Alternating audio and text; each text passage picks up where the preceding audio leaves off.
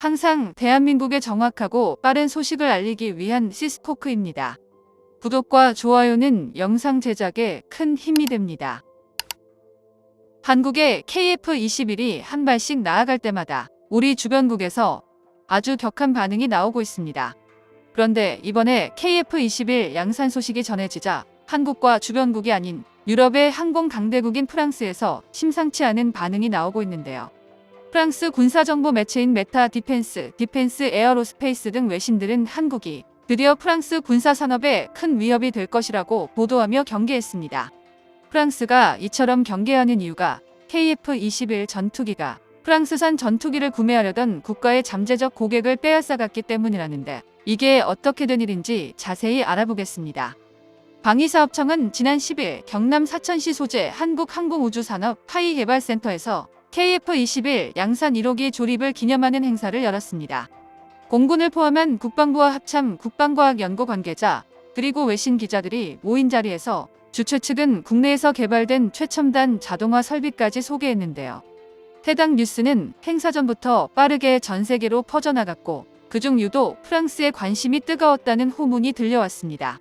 상식적으로 주변국인 중국이나 일본에서 한국과 관련해 경계하거나 주의 깊게 바라볼 수는 있지만 서유럽의 프랑스에서 KF-21 전투기에 관심을 집중하는 건 이례적인 일인데요. 세계적인 군사 전문지 디펜스 뉴스의 기사에선 KF-21의 성장 동력에 큰 의미를 부여하고 있습니다. KF-21에 사용될 40개의 GE F414 엔진은 한화 에어로의 창원 공장에서 생산될 예정인데 디펜스 뉴스는 이 창원 공장의 연간 엔진 생산 규모가 300대라는 것에 주목하고 있는데요. 현재 KF-21의 생산량은 인도네시아 물량까지 모두 합치더라도 170대에 불과한데 현재 공장의 규모는 이미 이런 수요를 훨씬 웃도는 수량인 것으로 대한민국은 내수를 넘어 잠재적인 수출 시장까지 미리 대처할 계획이라는 것이 이들 주장의 요지입니다. 사실 전투기가 개발되고 첫 수출을 이뤄낸다는 건 그리 쉬운 일은 아닌데요. 기술 선도국이라 자부하는 서방의 관점에서 볼 때 이런 대한민국의 상식을 벗어나는 속도와 투자는 경계의 대상이 되고 있습니다.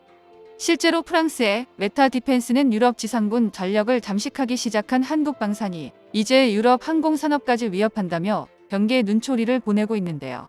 이는 FA-50 경전투기가 동유럽에 수출을 시작하자 동유럽을 넘어 프랑스 라팔의 안방과 같은 남미 시장까지 진출한 FA-50과 이젠 KF-21을 원한다는 국가들은 프랑스의 가장 큰 경쟁자로 KF-21을 인식하고 있는 겁니다. 사실 한국에서는 아직 라팔과의 본격적인 경쟁 구도를 보여줄 개량 버전은 아직 시작도 안 했는데 이처럼 경계를 하니 KF-21의 성능이 무섭기는 한가 본데요. 카이 행사장은 단순히 양산 조립을 기념하는 자리가 아니었습니다. 이날 행사에 앞선 회의에선 KF-21의 항공기 기체와 엔진, KF-21의 눈이라고 불리는 능동 위상 배열, A사 레이더 생산을 비롯한 전반적인 사업 계획이 공유되며 작업 공정 관리와 형상 품질 관리 부품 단종 관리 등 분야별 임무와 관련 기관 사이의 협조 사항이 논의됐습니다. 방사청의 본부장님은 앞으로 KF-21은 우리 영공을 지키는 주력 전투기이자 K방산의 글로벌 위상을 높이는데 핵심적인 역할을 할 것이라며 성공적인 양산을 위해 정부와 관련 기관, 기업의 긴밀하고 지속적인 협력과 소통을 다짐했는데요. 이제 KF-21의 양산 과정에서 치명적인 결함이 발생하지 않는 한 원안인 40대 그대로 양산될 것이라는 것을 알려주는 유력한 지표들입니다. 그동안 논의되었던 기술적 문제점들 역시 해결이 가능한 사안인데다가 대한민국만의 놀라운 추진력과 속도전은 해외의 잠재적 경쟁자들을 긴장시키고 있는데요. 현재 KF-21은 4.5세대 수준의 역량을 보여줄 것으로 평가받고 있지만 외신에선 여전히 5세대기를 위협할 존재로 여기고 있습니다. 프랑스 군사매체 인터내셔널 밀리터리는 KF-21 전투기는 러시아의 수호이 35나 프랑스의 라팔 그리고 유럽의 유로 파이터와 같은 경쟁자보다 훨씬 앞선 스텔스 기능을 제공할 것으로 예측하고 있는데요. 바로 4.5세대기를 넘어서는 KF-21의 설계 때문입니다. 이를 통해 KF-21은 4.5세대와 5세대 사이에 전환을 이룰 수 있는 잠재력을 갖게 된 것입니다. 현재 미국은 이미 6세대 전투기를 계획하는 국가로 세계 항공기 시장에서 압도적으로 초월한 수준이며 중국과 러시아가 요란한 소리를 내며 뒤를 쫓고 있는데요. 물론 인도와 튀르키예 등의 국가도 자체적으로 전투기를 만들려고 노력해 한국과 경쟁하길 바라지만 여러 현실적인 문제가 발목을 잡고 있습니다. 인터내셔널 밀리터리는 자국에서 만든 KF-21 전투기로 5세대 진입을 노리는 한국이 몇 년 뒤엔 중국과 미국을 제외하고 세계 최대 스텔스 전투기 운영국이 될 것으로 예상하고 있습니다. 하지만 프랑스 언론에서는 KF-21에 대한 비난도 잊지 않았는데요. 지난 일이지만 당초 카이다가 타당성 조사에서 걸고 넘어졌던 건 KF-21의 공대지 능력 부재를 말하면서 문제가 해결되지 않으면 라팔의 상대가 안 될 수도 있다라고 안심하는 것 같았습니다. 하지만 한국은 이미 모든 계획을 끝내놓았습니다. 애초에 계획된 KF-21 블록1의 초도 물량 40대는 공대지 무장 운용으로 계획되어 있던 모델인데요. 공대지 능력을 염두조차 하지 않던 전투기를 두고 공대지 능력이 없으니 20대만 양산에 한다라고 말도 안 되는 시비를 걸었던 겁니다. 다행히 카이다는 온 국민들의 지탄을 받고 수많은 국회의원들을 비롯해 각계각층에서 비난을 받고 무산되었는데요. KF-21은 1차로 20대 양산 후에 무장은 AIM-120, AIM-9X의 통합 작업과 함께 시작되리라 여겨지고 있습니다. 또 한 가지 흥미로운 사실은 미티어는 지난 2023년 3월, 아이리스트는 지난 2023년 4월 모두 무장분리 시험을 성공적으로 통과했다는 것인데요.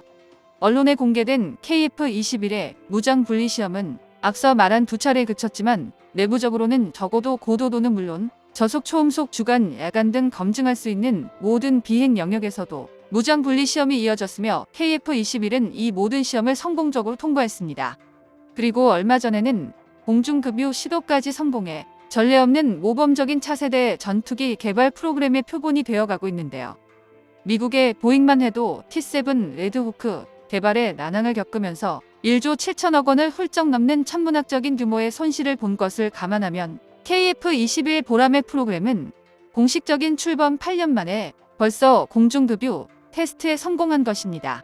초도비행 역시 2021년 첫 시제기 출시 이후 2년 만에 이뤄낸 쾌거를 보여주었는데요. 물론 아직 넘어야 할 산은 있습니다. 바로 엔진인데요. KF-21에는 미국 지사의 도면을 받아 라이선스 생산된 터보팬 엔진이 탑재되어 있습니다. 엔진 개발에 성공한 국가는 미국, 프랑스, 러시아 정도로 항공 엔진 기술은 몇몇 기술 보유국에 의해 폐쇄적으로 관리되고 있는데요. 그러나 대한민국은 3개월 전 전투기용 엔진 국산화에 대해 공표한 후 본격적인 투자에 나서고 있습니다. 국산 엔진을 사용하게 되면 부품 공급망의 국산화로 인해 생산 비용이 절감되는데 이는 KF-21의 가격 경쟁력을 높이며 국제시장에서 더욱 매력적인 선택지가 될 수 있습니다. 정보가 도움되셨다면 구독과 좋아요 부탁드립니다. 이상 시스코크입니다.